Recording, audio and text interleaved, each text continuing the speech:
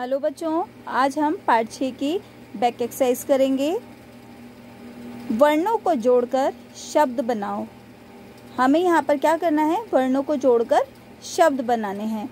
यहाँ पर वर्ण अलग अलग दिए गए हैं, इनको हम जोड़कर शब्द बनाएंगे। आपको पता है ना बेटा कि व्यंजन जो होते हैं स्वरों के साथ मिलकर पूरे होते हैं। तो म और अ, म और अ मिलकर बना म। अब हमें यहाँ पर सिर्फ म लिखा हुआ है, म के आगे अ नहीं है, तो ये होगा आधा म। ठीक है, तो म आधा म और ई मी, मम्मी। क्या शब्द बना? मम्मी।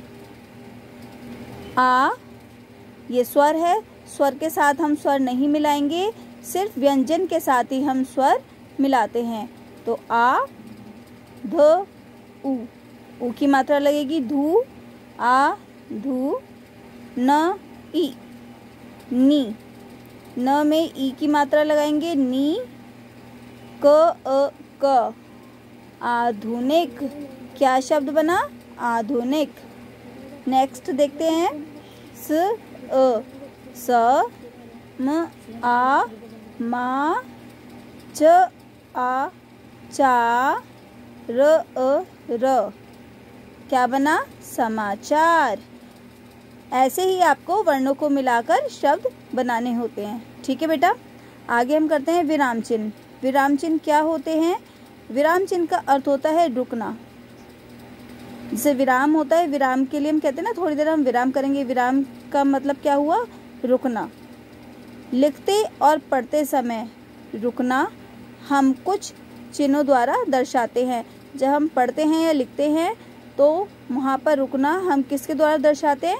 कुछ चिन्हों के द्वारा दर्शाते हैं, जिन्हें हम विराम चिन्ह कहते हैं।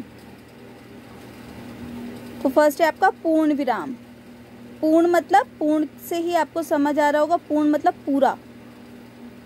विराम जब वाक्य पूरा होता है, वाक्य के पूरा होने पर हम पूर्ण विराम लगाते हैं। जैसे मैं मंदिर जा रहा हूँ, ये वाक्य अपने आप में ही पूरा होता है। मैं मंदिर जा रहा हूँ, तो हमने यहाँ पे लगाया पूर्ण विराम। बच्चे खेल रहे हैं, तो ये भी पूर्ण वाक्य हो गया है, तो यहाँ पे हमने क्या लगाया? पूर्ण विराम। ठीक है बेटा, नेक्स्ट है अल्प विराम। अल्प विराम क्या होता है? ये अल्प विराम का ये चिन्ह है दो समान महत्व के शब्दों में अंतर रखने के लिए। ठीक है, दो शब्द होते हैं, समान महत्व के होते हैं, दोनों का महत्व समान होता है, तो उन दोनों में अंतर रखने के लिए हम अल्प विराम लगाते हैं। जैसे पूजा, नेहा व शिखा खेल रही हैं। यहाँ 3 लड़कियों के नाम हैं, तो पूजा और नेहा ये एक साथ है नाम, तो उसके बीच में हम लगाएंगे अल्प विराम। व शिखा खेल रही हैं, और लास्ट में आया पूर्ण विराम। मुझे लाल, पीला व नीला रंग पसंद है। जहाँ पर समान महत्व के 3-4 शब्द होते हैं, उनके बीच में हम अल्प विराम लगाते हैं। तो यहाँ पर लाल और पीला के बीच में हमने लगाया अल्प विराम। ठीक है, थर्ड है आपका प्रश्न सूचक चिन्ह। प्रश्न सूचक, प्रश्न से ही आपको समझ आ रहा है जिसमें प्रश्न पूछा जाए, तो प्रश्न पूछने वाले वाक्यों के अंत में हम क्या लगाते हैं? प्रश्न सूचक चिन्ह। जैसे तुम क्या कर रहे हो, तो इसमें प्रश्न पूछा जा रहा है कि तुम क्या कर रहे हो, तो अंत में हमने क्या लगाया? प्रश्न सूचक चिन्ह। लाल किला कहाँ पर है, तो यहाँ पर पूछा जा रहा है कि लाल किला कहाँ पर है, तो यहाँ पर क्या लगेगा? प्रश्न सूचक चिन्ह। फोर्थ है आपका विस्मय बोधक चिन्ह। विस्मय बोधक चिन्ह कौन से होते हैं? ये इसका चिन्ह है विस्मय बोधक चिन्ह का। आश्चर्य, शोक, हर्ष आदि भाव प्रकट करने के लिए, ये भावों को प्रकट करने के लिए हम विस्मय बोधक चिन्ह का प्रयोग करते हैं।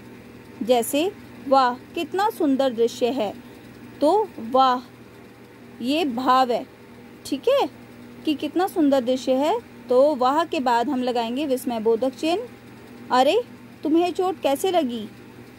तो अरे के बाद कौन सा चिन्ह लगाएंगे? विस्मयबोधक चिन्ह। नेक्स्ट आता है आपका उद्धरण चिन्ह। उद्धरण चिन्ह जैसे आप इन्वर्टेड कोमास लगाते हो इंग्लिश में।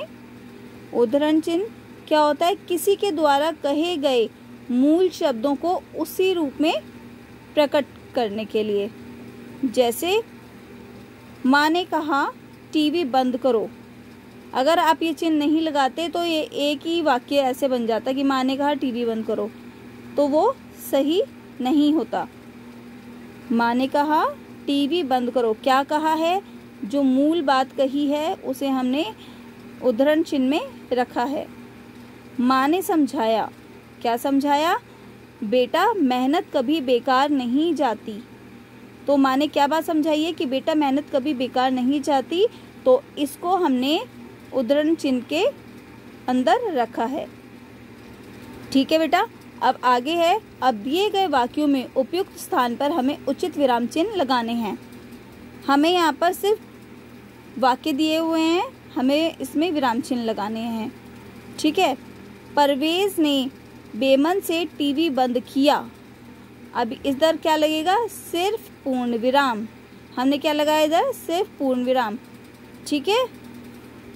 अरे तुम बोल भी सकते हो, तो अरे के बाद क्या लगेगा? विस्मय बोधक चिन्ह। ठीक है बेटा। क्या तुम मेरे बारे में जानना चाहते हो? इसमें क्या है कि पूछा जा रहा है कि क्या तुम मेरे बारे में जानना चाहते हो, प्रश्न पूछा जा रहा है, तो क्या कौन सा चिन्ह लगाएंगे? प्रश्न सूचक चिन्ह। माँ ने कहा तुरंत टीवी बंद करके खाना खाओ। तो माँ ने क्या बोला है कि तुरंत टीवी बंद करो और खाना खाओ, ये बात कही गई है, तो ये हम उद्धरण चिन्ह में लिखेंगे। नेक्स्ट है टीवी पर हम फिल्में, कार्टून व मैच आदि देखते हैं। टीवी पर हम क्या क्या देखते हैं? फिल्में, कार्यक्रम और मैच, ये तीनों समान चीज़ें हैं, समान महत्व की चीज़ें हैं जो हम टीवी पर देखते हैं। तो फिल्में और कार्यक्रम के बीच में हम क्या लगाएंगे? अल्प विराम। ठीक है बेटा, ये सारा काम आपको अपनी नोटबुक में करना है और विराम चिन्ह को याद भी करेंगे और अच्छे से समझेंगे भी।